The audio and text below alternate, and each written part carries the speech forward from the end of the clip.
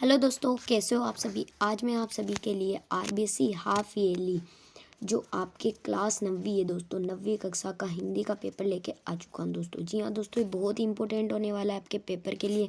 तो अगर आपने इसे पढ़ लिया दोस्तों तो आपके बिल्कुल 70 नंबर जो है पक्के हो जाएंगे। चलिए दोस्तों, वीडियो को शुरू करते हैं दोस्तों। तो दोस्तों, इसके अंदर जो आपके पहला सवाल आने वाला है वो आ रहा है अपठित गद्यांश का दोस्तों।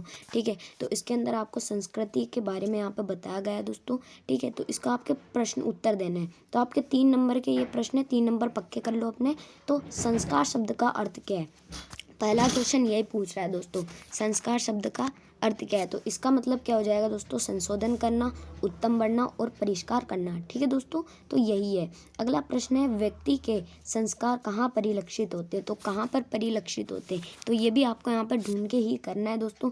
तो यहाँ पर क्या हो जाएगा, ये संस्कार व्यक्ति के घरेलू जीवन तथा सामाजिक जीवन में परिलक्षित होते हैं। ठीक है दोस्तों, अगला प्रश्न यहाँ पर दिया गया है संस्कृति किसे कहते हैं, तो संस्कृति किसे कहते हैं दोस्तों, जातीय संस्कार को। किसे, तो संस्कार व्यक्ति के मतलब जाति के भी होते हैं। यहाँ पर देखो जाति जाति आया गया है, तो यहाँ पर देख लो बताया गया है कि जातीय संस्कारों को ही संस्कृति कहते हैं। ठीक है दोस्तों, अगला प्रश्न आपको यहाँ पर दिया जा रहा है जो है निम्नलिखित अपठित पद्यांश को ध्यानपूर्वक पढ़कर प्रश्नों का उत्तर आपको देना है। तो हे ग्राम देवता नमस्कार। ग्राम देवता कौन होता है, ग्राम देवता होता है किसान, मतलब किसान के बारे में कहा गया है। तो शीर्षक क्या हो गया इसका, किसान हो गया। सोना चांदी से नहीं किंतु तुम्हें मिट्टी से किया प्यार। अब देखो उसको मिट्टी से होगा प्यार। ठीक है, हे ग्राम देवता मतलब कि हे किसान तुम्हें नमस्कार, तुम जन मन के अधिनायक हो। ठीक है दोस्तों, तो इसी प्रकार आप देख लीजिए ये भी आगे, तुम हंसो कि फूल फले देश, आओ सिंहासन पर बैठो, यह राज्य तुम्हारा है अशेष, उर्वरा भूमि के नए खेत, ये नए धान्य से सजे वेश, तुम भू पर रहकर भूमि भार धारण करते हो मनुष्येश। ठीक है दोस्तों, तो यहाँ पर 3 नंबर इसके और पक्के कर लो। कैसे पक्के कर लो, मैं आपको बता रहा हूँ ना। तो उपयुक्त पद्यांश का उचित शीर्षक लिखिए। उचित शीर्षक मैंने आपको बता दिया, यहाँ पर आपको लिख लेना है ग्राम देवता। क्या लिखना है, ग्राम देवता। ग्राम देवता मतलब मैंने आपको बता दिया किसान। ठीक है, आप ब्रैकेट में किसान भी लिख लीजिए। अगला है किसान किससे प्यार करता है, मैंने आपको बताया किसान जो है मिट्टी से प्यार करता है। किससे प्यार करता है, मिट्टी से। ठीक है, जनमन का अधिनायक किसे कहा गया है, तो जनमन का अधिनायक आप यहाँ पर देखो दोस्तों, तुम जनमन के अधिनायक को, तो किसे कहा गया है, ग्राम देवता को कहा गया है। ठीक है, तो इसका भी हो जाएगा यहाँ पे आपका किसान। ठीक है, तो यहाँ पर 3 नंबर फिर से पक्के। अब आ जाते हैं हम खंड ब में। खंड ब में आ जाते हैं निम्नलिखित में से किसी एक विषय पर 200 शब्द पर निबंध लिखना है। कितने, 200 शब्दों का, वो 5 नंबर आपको मिल जाएंगे। तो 5 नंबर भी पक्के कर लो। कोरोना वायरस पर लिख देना।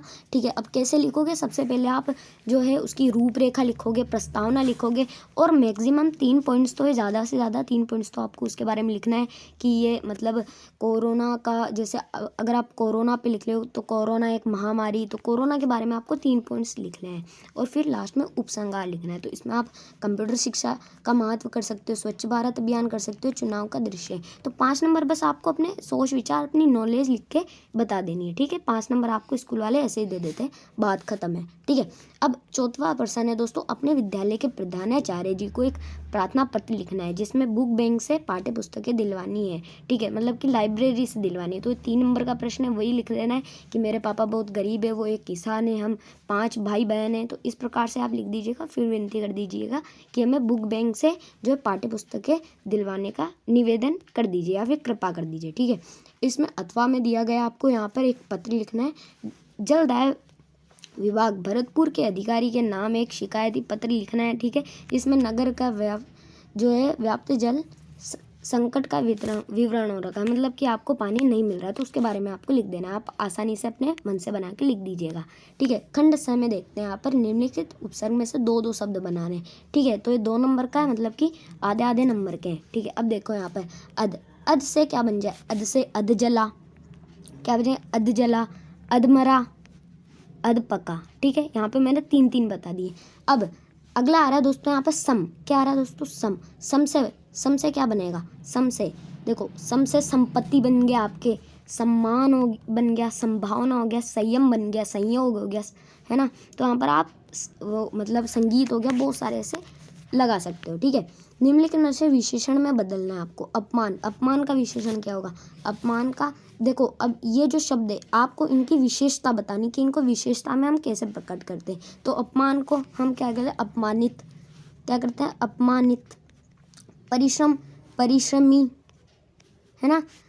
दिन, दिन मतलब सुबह, तो इसका क्या होगा? दिवस भी हो सकता है, फिर दैनिक भी हो सकता है, ठीक है, दैनिक भी आप लिख सकते हो। चमक, चमक को क्या लिखेंगे? चमक, चमकता लिख सकते हो, चमकना लिख सकते हो, ठीक है। तो इसकी विशेषता बतानी है। अगला है निम्नलिखित श्रुति संभिन्नार्थक, मतलब कि श्रुति संभिन्नार्थक शब्दों के अर्थ आपको लिखने हैं 2 नंबर का। संभिन्नार्थक शब्द तो वैसे आप जानते होंगे, अगर आप नहीं जानते तो किसी 2 शब्दों का जो कि मिलते जुलते हैं उनके अलग अलग अर्थ होते हैं, उन्हें कहते हैं संभिन्नार्थक। मतलब कि सम मतलब समान, भिन्न वाले अर्थ, ठीक है। तो कुल और कुल, तो इसमें बड़े ऊ की मात्रा है, तो बड़े ऊ की मात्रा में इस कुल को क्या कहते हैं? इस कुल को कहते हैं हम दोस्तों किनारा। क्या कहते हैं? किनारा।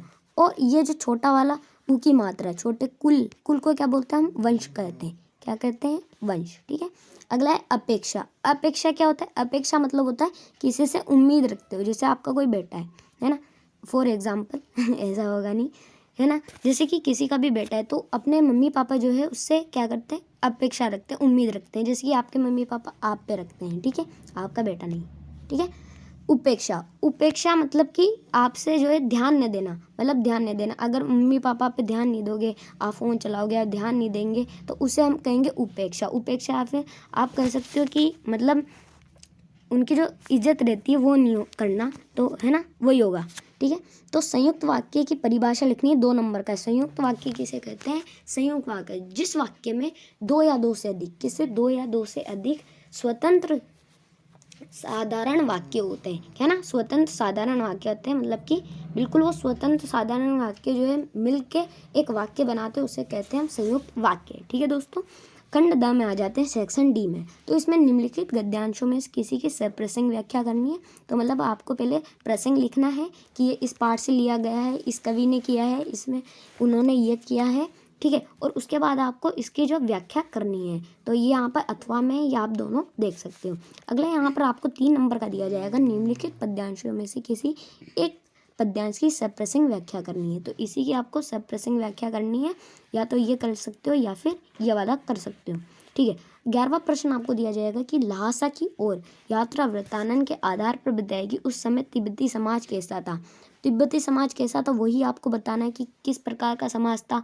वो जो है कोई भी आता था बाहर से तो उसे अपने घर में इजाज़त देते थे, और अगर कोई देखो चोरी के डर से वो भीख मंगों को नहीं आने देते थे, ठीक है। और उस समय का तिब्बती समाज जो है अच्छा था। इस प्रकार से आप लिख सकते हो। सांवले सपनों की याद पाकर में सलीम अली के व्यक्तित्व को चित्र खींचा है, तो ये एक पक्षी प्रेमी थे, वो आपको लिखना है। सखी ने गोपी कृष्ण का कैसा रूप धारण करने के लिए आग्रह किया, अपने शब्दों में वर्णन करना है दोस्तों, ठीक है। अथवा में ज्ञान का आदि भक्त जीवन का प्रभाव डालता है, यह आपको लिख लेना है। 2 बेलों की कथा में बेलों के माध्यम से कौन सी नीति विषयक मूल्य उभर कर आए हैं, यह आपको लिखना है। लेखक लंगकोर के मार्ग पर अपने साथियों के साथ किस प्रकार पिछड़ गया था, यह आपको बता देना है। लॉरेंस की पत्नी जो है फ्रीडा है, यहाँ पर क्रीडा नहीं है दोस्तों, फ्रीडा है, ठीक है।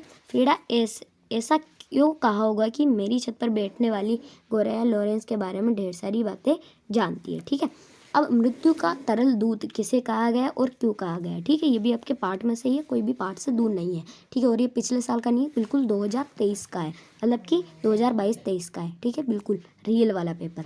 लेखिका की नानी की आज़ादी के आंदोलन किस प्रकार की भागीदारी रही, आपको लिख देना आराम से। अब जो है किसी भी व्यक्ति की पहचान उसके कुल से होती है, उसके कर्म से होती है, ये बताना है। उसके कुल से नहीं होती, उसके कर्म से होती है, ठीक है, ये आपको बता देना है।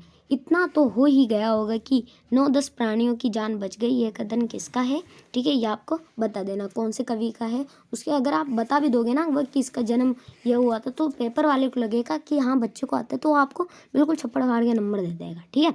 अगला है कवि कहो रहकर कोयल से प्रश्न करता है, ठीक है, ये वाला है। तो दोस्तों ये था आपके जो है अर्धवार्षिक परीक्षा 9वीं का हिंदी का असली वाला पेपर दोस्तों। बिल्कुल 70 नंबर का पेपर है आपका 2022-23 वाला, बिल्कुल। दोस्तों अगर वीडियो पसंद आए तो लाइक कर देना, चैनल को सब्सक्राइब कर देना। धन्यवाद। जय हिंद, जय भारत।